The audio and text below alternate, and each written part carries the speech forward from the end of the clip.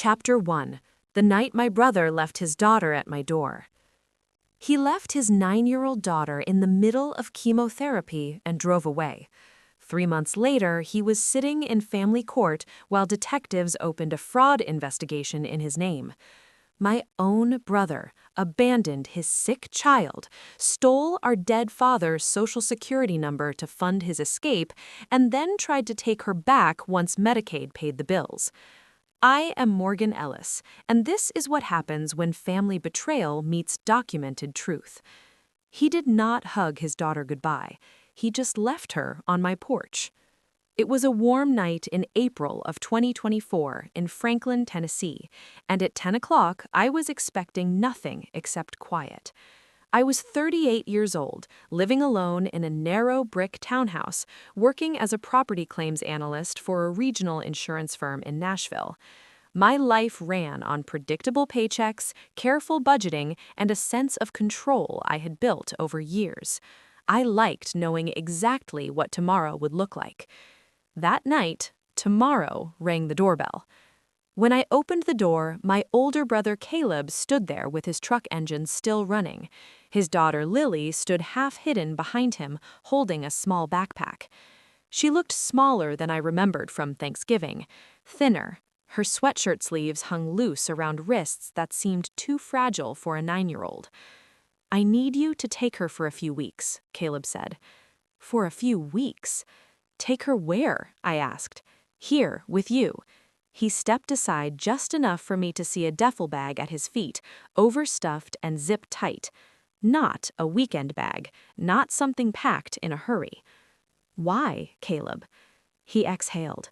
"She was diagnosed with leukemia in January, acute lymphoblastic leukemia.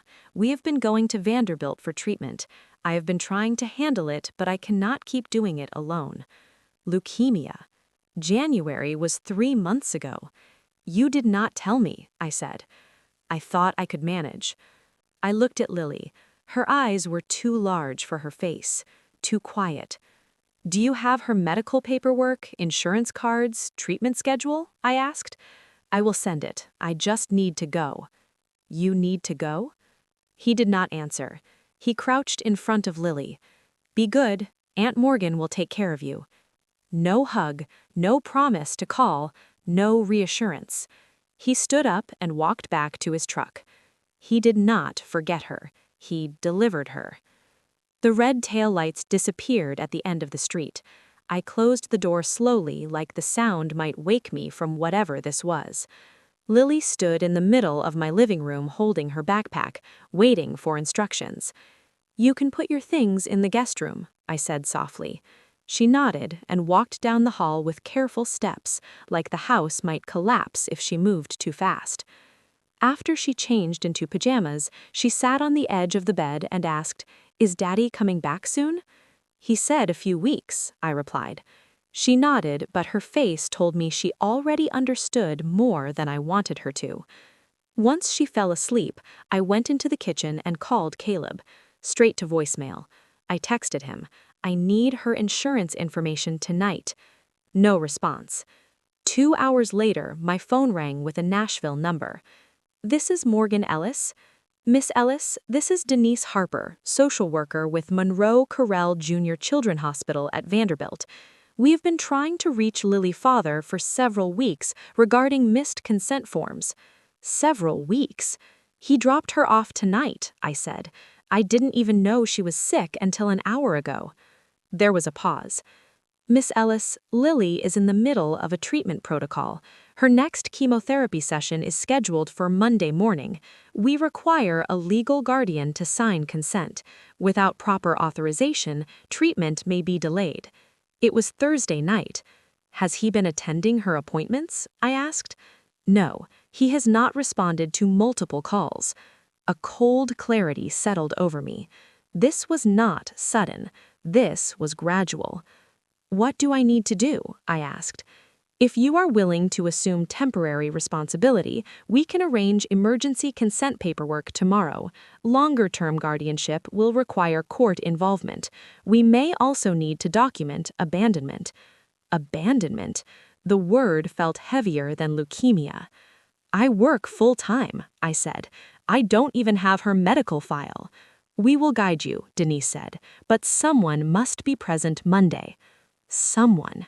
I had built my life around stability, around control, around knowing that if I worked hard enough, nothing could surprise me. And now a 9-year-old with a hospital bracelet was sleeping in my guest room because my brother decided he needed space. I will be there, I said.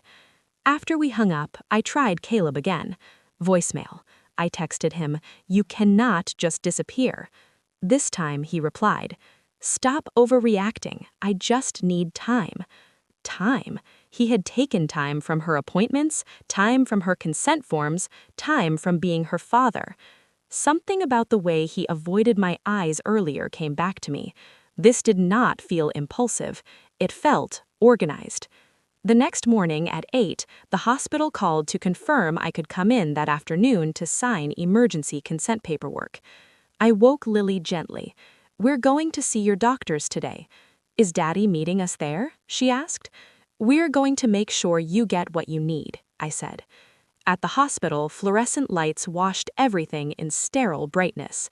Denise met us in a small office with forms already prepared. "These will allow treatment to continue while you file for temporary guardianship." Guardianship. I signed my name where her father should have. As I handed the papers back, I felt the ground shift under my feet. This was not a favor for a few weeks. This was a line I had just crossed without realizing it was there. When Lily disappeared down the hallway with a nurse, I stood alone in the waiting area and understood something I couldn't unsee. My brother had not just left his daughter at my door, he had left me holding the consequences of decisions he made long before that night. Chapter 2. The Price of Doing the Right Thing. The first bill arrived before the shock had time to settle. It was waiting on my kitchen counter when I came home that Monday, a thick envelope addressed to Lily Father but delivered to my townhouse. I opened it standing up. The total for 1 week of treatment before insurance adjustments was just over $23,000. $23,000, while my brother was posting rooftop sunsets and talking about finally breathing again.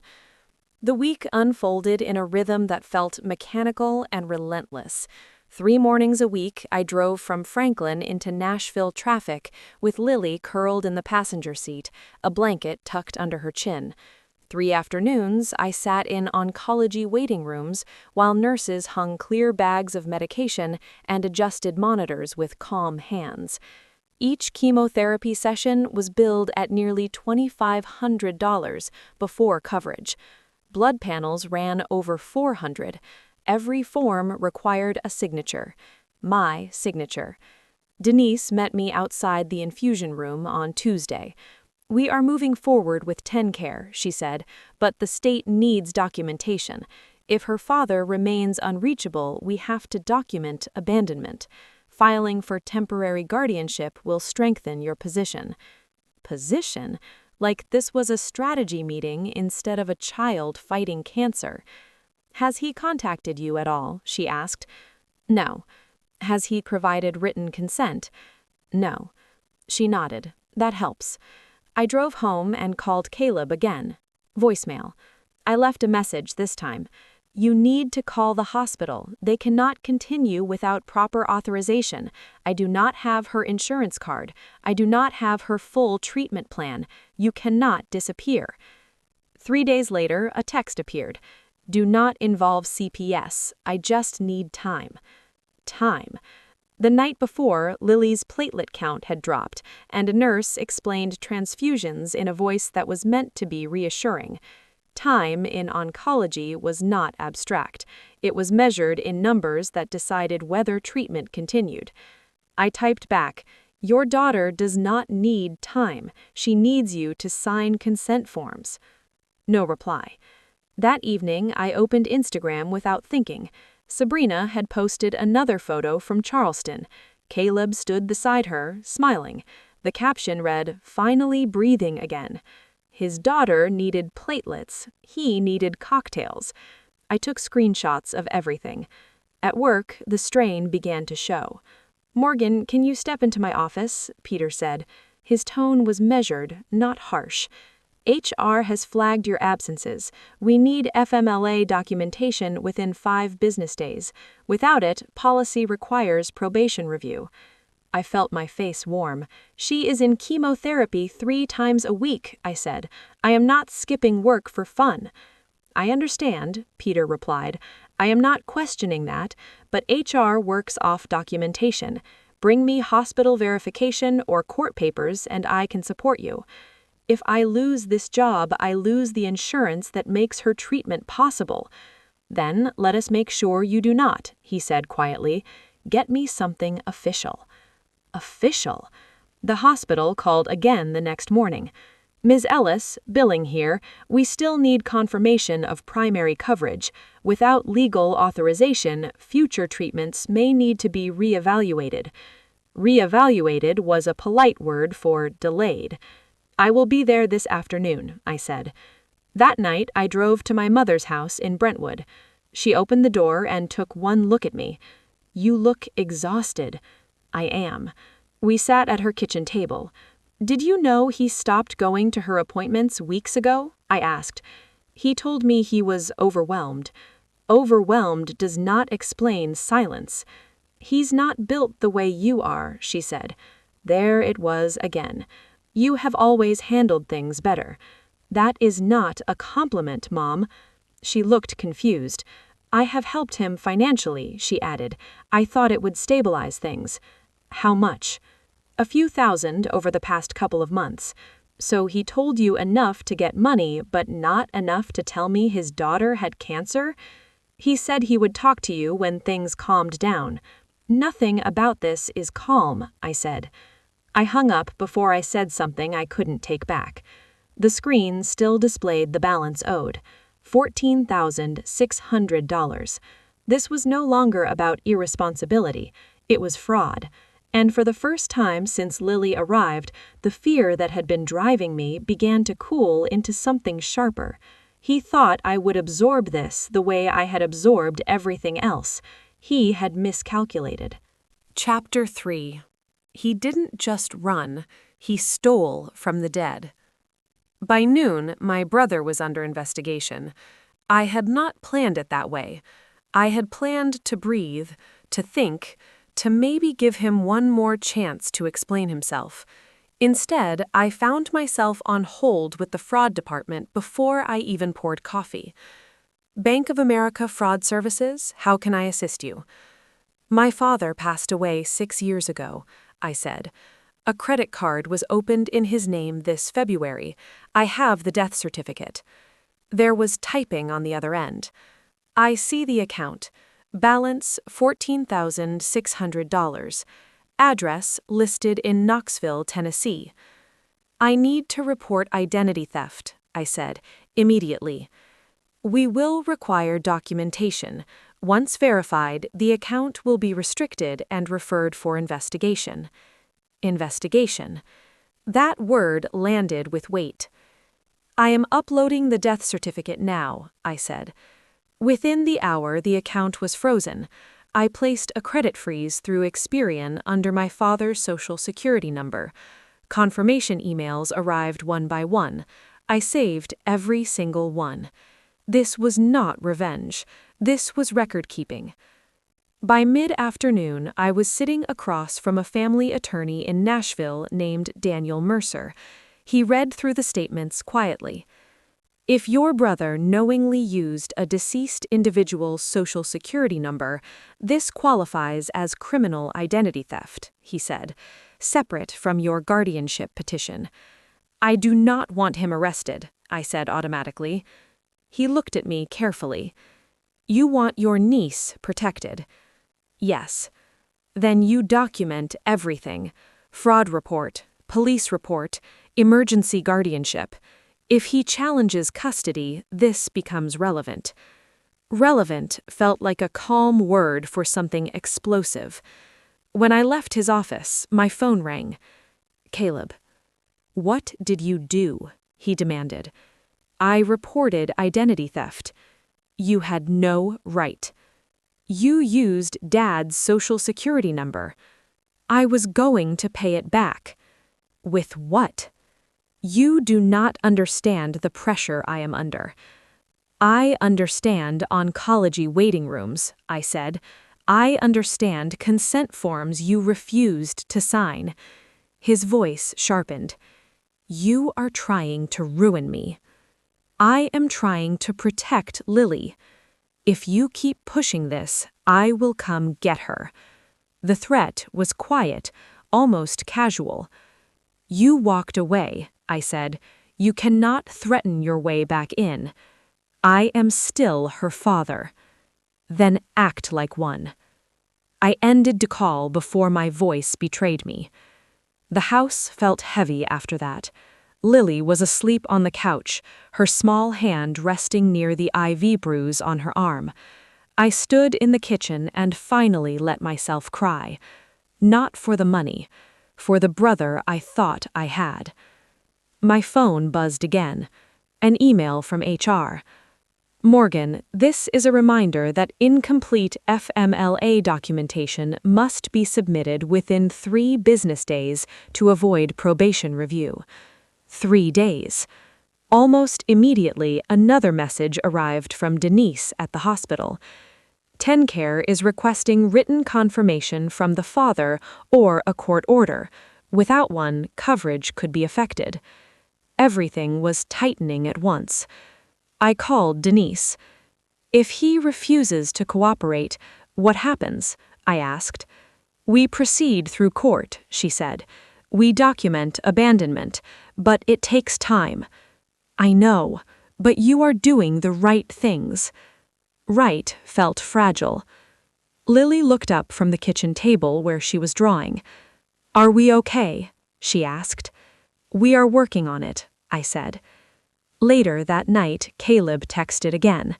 Stop escalating this. I will handle it. You have not handled anything, I replied. If you continue with the fraud claim, I will petition for custody. My stomach tightened. I called Daniel Mercer. He is threatening to seek custody, I said. That is predictable, he replied calmly. Continue documenting. File a police report. It strengthens your case. The next morning, I walked into the local police precinct with my father's death certificate and printed credit card statements. A uniformed officer listened without interrupting. So your brother opened the account after your father passed away? Yes. We will forward this to financial crimes. You will receive a case number. A case number. Something about that made it real in a way nothing else had. Outside in the parking lot, sunlight hit my face and I felt steady for the first time in days. This was no longer a private argument. It was documented. Back home, I spread everything across the dining table. Bank confirmations, fraud report submission, police case number, screenshots of Sabrina's rooftop posts, Caleb texting custody, hospital billing notices, HR deadline emails. I scanned each page into a folder labeled Guardianship Evidence. Every threat, every absence, every dollar. For weeks, I had been reacting, driving, signing, crying, answering calls. Now I was building a record. My phone buzzed again. You are making a mistake, Caleb wrote. I stared at the message. No. The mistake had been assuming I would keep absorbing everything quietly. Now there was a fraud investigation. There was a police report. There was a legal file with his name on it. And once your name enters the system, it does not simply disappear. Chapter 4. He came back when the money did. 2 weeks after TenCare approved the bills, he came back. The hospital balance that once looked impossible had been reduced on paper within days. Coverage was active. Retroactive adjustments erased most of the panic from March. Billing sent updated statements showing credits instead of red numbers. And that was when Caleb showed up. The doorbell rang on a humid Saturday afternoon. I opened it, knowing exactly who stood on the other side. He looked rested, pressed shirt, clean shoes, no sign of the man who claimed he had been drowning. "I heard coverage went through," he said. "No hello, no how is she. I am ready to take her back to Wilmington." 3 months. "You have not been here in 3 months," I said. I needed time to stabilize things. Stabilize what? My job, my situation. "You were in Charleston," I said, "on rooftops." His jaw tightened. "You are twisting everything." "I am documenting everything." He shifted his weight. "Medicaid is approved. The financial burden is gone. She belongs with her father. She belongs somewhere consistent. I am consistent. Consistent men do not open credit cards in their dead father name." His voice dropped. "I told you I was going to fix that. It is under investigation. You did not have to report it. I did." He stared at me like I had broken some unspoken rule between siblings. "You think you can replace me. I think you replaced yourself." He left without asking to see Lily. The hearing was scheduled for the final week of June in Williamson County Family Court. Daniel Mercer had filed the emergency guardianship petition weeks earlier, attaching hospital attendance logs, fraud reports, screenshots, and transcripts of Caleb's texts. The courtroom was smaller than I expected. Pale walls, a low ceiling, a clock that ticked louder than it should. Caleb sat across from me with appointed counsel. He avoided my eyes. Judge Eleanor Whitfield reviewed the file in silence. "Mr. Ellis," she said finally, "do you deny using your deceased father's Social Security number to open a credit account in February of this year?" Caleb shifted in his chair. "I intended to repay it." "That was not my question." Silence. Daniel stood. "Your Honor, we have documented missed oncology appointments, failure to provide consent for ongoing treatment, and written threats of custody contingent upon the withdrawal of a fraud complaint." Judge Whitfield turned back to Caleb. "Did you stop attending your daughter's chemotherapy sessions in February?" "I was under stress," he said. "Parenthood is not suspended during stress." The words hung in the air. Lily waited outside with a court-appointed guardian ad litem. The judge requested to speak with her privately. When Lily returned, she sat beside me on the bench. Judge Whitfield leaned forward slightly. "Lily, who do you feel safest living with right now?" Lily's fingers slid into mine. Her voice was soft but steady. "I want to stay with Morgan." Caleb did not look at her. He looked at me. That was the moment something ended. Not legally, emotionally. Judge Whitfield delivered her ruling from the bench. "Temporary guardianship is granted to Morgan Ellis pending further review. Mr. Ellis will have supervised visitation subject to compliance with court orders. The fraud matter is referred to the Financial Crimes Unit for continued investigation." The gavel struck once. Caleb stood abruptly. "This is not over," he muttered. "So was dropping her off," I replied. Outside the courthouse, the June air felt thick but clean. Daniel placed a steady hand on my shoulder. "Today matters," he said. "Records create outcomes. Trials shape futures." 2 days later, my phone rang from an unfamiliar number while I was at work. "This is Detective Marcus Hill with Williamson County Financial Crimes." I stepped into the hallway. "I am calling regarding the identity theft report filed in June. We have verified the account activity against the date of death. The investigation is now formal." "What does that mean?" I asked. "It means your brother may be contacted for questioning. Potential charges will be determined by the district attorney." This was no longer family. This was felony. "We may need additional documentation from you," he continued. "I have everything saved," I said. After the call ended, I stood in the quiet hallway staring at the neutral office carpet. This had started with a doorbell at 10 at night. Now it involved judges and detectives. That evening, Caleb sent a message. "You did not have to take it this far." I looked across the living room at Lily building something out of colored blocks, her hair growing back in soft, uneven patches. I typed back, "You took it this far when you left."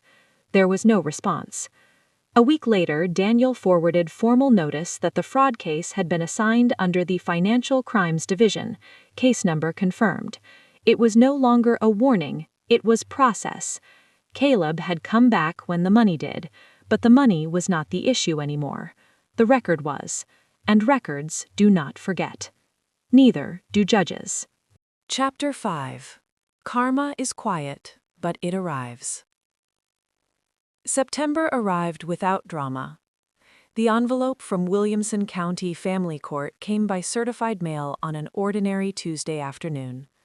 No raised voices, no last-minute objections, just a stamped order confirming what had already become real in our daily lives. Permanent guardianship granted. I sat at the kitchen table reading the language twice while Lily colored beside me. Petitioner awarded sole legal guardianship.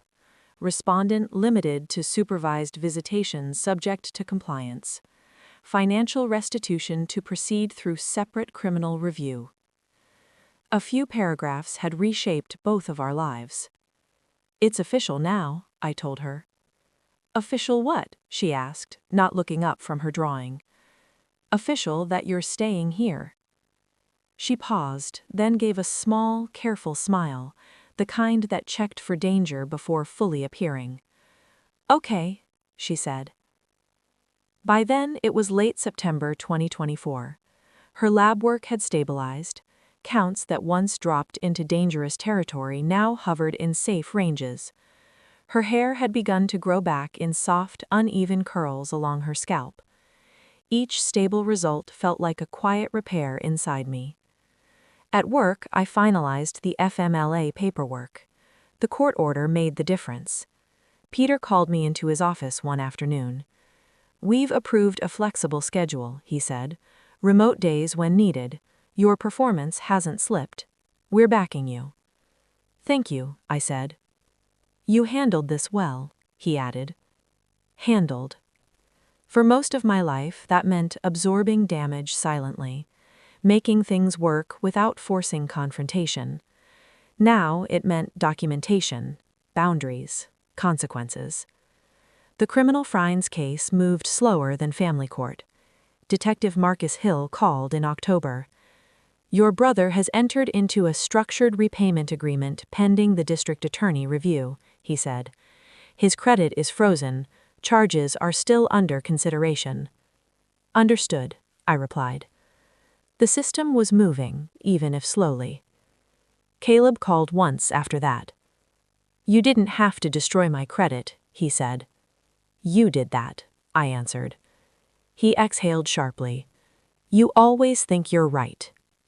"I think I'm responsible." He hung up first. Sabrina left him that fall. I learned it through my mother. She said she didn't sign up for fraud investigations, Mom told me quietly.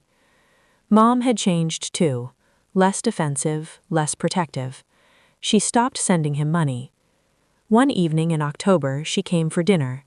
Lily was on the couch, her knit cap pushed back slightly, watching a movie.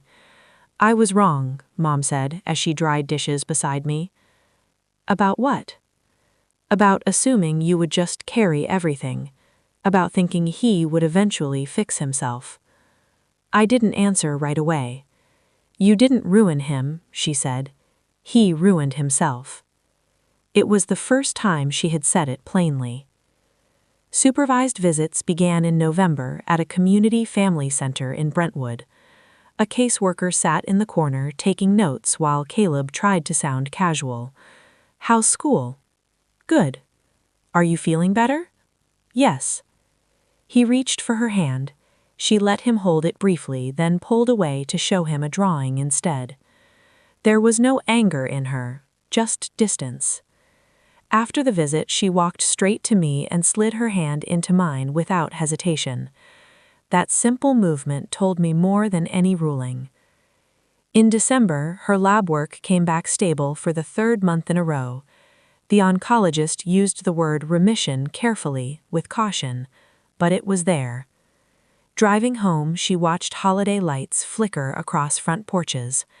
"Can we get a tree?" she asked. Of course. We bought a small one. She insisted on placing the star at the top herself while I steadied the chair. That night, she curled against me on the couch. "Mom," she said softly. The first time she said it, I had frozen. This time, I didn't. I wrapped my arm around her and let it stay. Earlier that year, I believed stability meant predictability, a steady job, a clean credit history, a quiet townhouse. Now I understood something else. Stability is not the absence of disruption. Stability is knowing you can stand when disruption arrives. Caleb once accused me of trying to ruin him. I thought about that sentence often. But I did not report him to punish him. I did not go to court to replace him. I did not freeze credit or file police reports to feel powerful. I protected a child. I protected the truth. The rest unfolded because actions leave records. In January 2025, I received final confirmation from the bank that the fraudulent account was permanently closed under repayment agreement. The criminal file remained active. Criminal investigations do not disappear just because families wish they would. Karma is quiet. It does not arrive with sirens. It arrives with paperwork, with court stamps, with frozen credit lines, with consequences that unfold slowly and without spectacle. One evening in late January, Lily sat at the table finishing homework while I sorted bills. "Do you think Dad is mad at you?" she asked. "Maybe," I said. "Are you mad at him?" I considered the question carefully. "I was," I said, "but not anymore." "Why?" "Because being angry doesn't change what happened. Doing the right thing did." She nodded as if that was enough. When I think back to that April night, the engine still running in the driveway, the duffel bag on my porch, I no longer see chaos. I see a choice. If you had been standing where I stood, would you have reported your own brother the moment you discovered the fraud, or would you have given him another chance? Would you have protected blood or protected the child? I'm not asking for easy answers. I'm asking because these decisions don't announce themselves as dramatic. They arrive quietly at your front door, and they ask who you are. If this story resonated with you, stay here. Sometimes the quietest decisions are the ones that define your life.